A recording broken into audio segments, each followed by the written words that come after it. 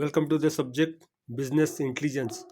Today's session is session number 12, and the topic that we are going to consider is semi-structured data. Okay. Now, students, you very well know there are three types of data. One is unstructured data, next is structured data, and third category is semi-structured data. This semi-structured data is is one which does not conform to a data model but has some structure. Students, the semi structure is data is in between structured data and unstructured data. You very well know the structured data, okay, is one which can be organized, okay, and which can be easily programmed by computer. Whereas unstructured data, this data does not conform to any data model and which does not have any form, okay, and cannot be used by computer. So semi-structured data falls in between these two categories. So this is the data which does not conform to data model but has some structure. However, it is not in a form which can be used easily by a computer program. For example, emails, XML, that is extended markup languages like HTML, etc. Okay, TCP/IP, all these belongs to semi-structured data. We'll go in details. Point number one, semi-structured data does not conform to any data model. That is, it is difficult to determine the meaning of this data. So when students it doesn't belong to any model, we cannot draw any meaning out of this, or it is difficult to draw meaning. Point number two. Also, this data cannot be stored in rows and columns as in database. Point number three. Semi-structured data, however, has tags and markers which help group the data and describe how data is stored, giving some metadata. So students, although it cannot be stored in rows and columns, but it has got tags and markers which help us to group data and describe in some way. Point number four. But they are not sufficient for management and automation of data. Point number five. In semi-structured data, similar entities are grouped and organized in a hierarchy. Point number six.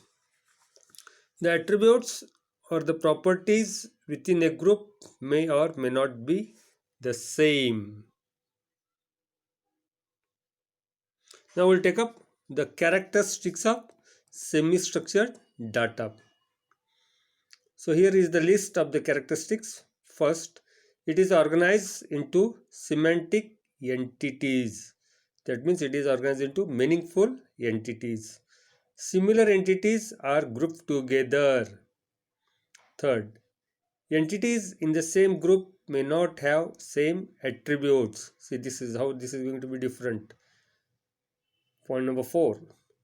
The order of attributes is not necessarily important.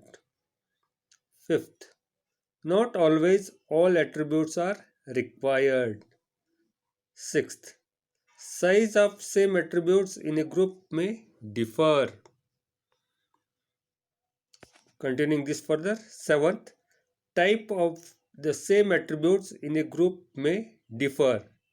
Let us take one example. For example, two addresses may or may not contain the same number of properties or attributes.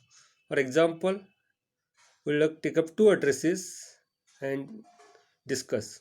Address 1 has got house number, street name, area name and city.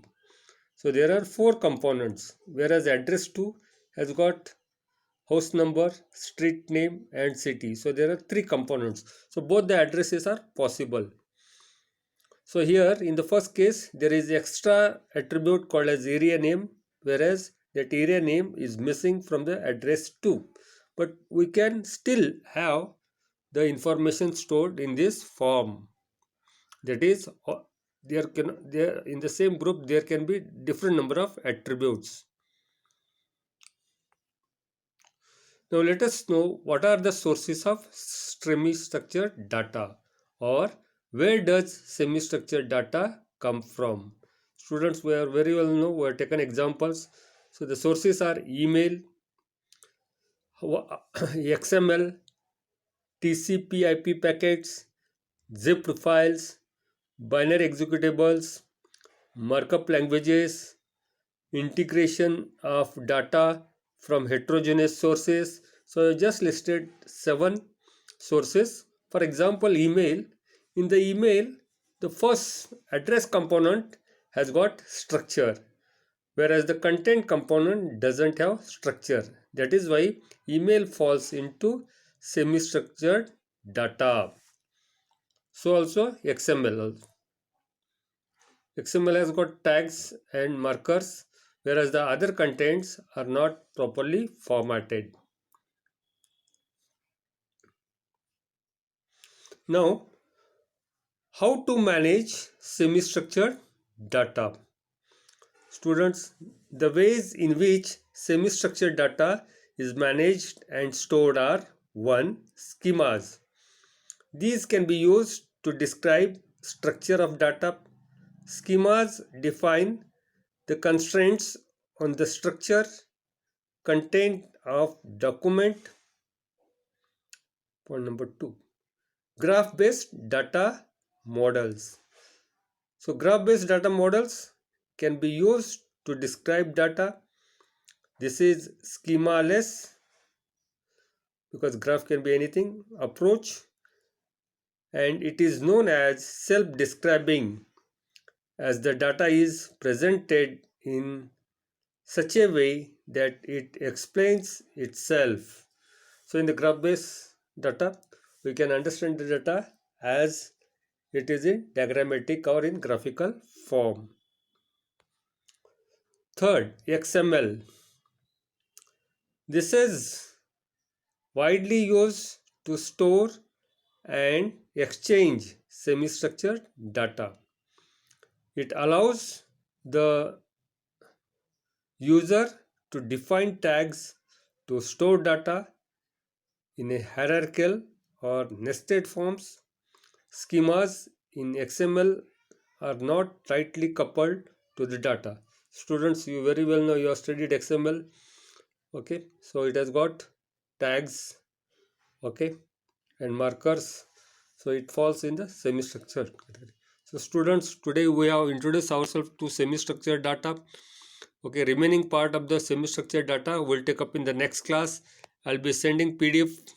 Please copy down the PDF, and if you do not understand anything, you can give me a call. Thank you.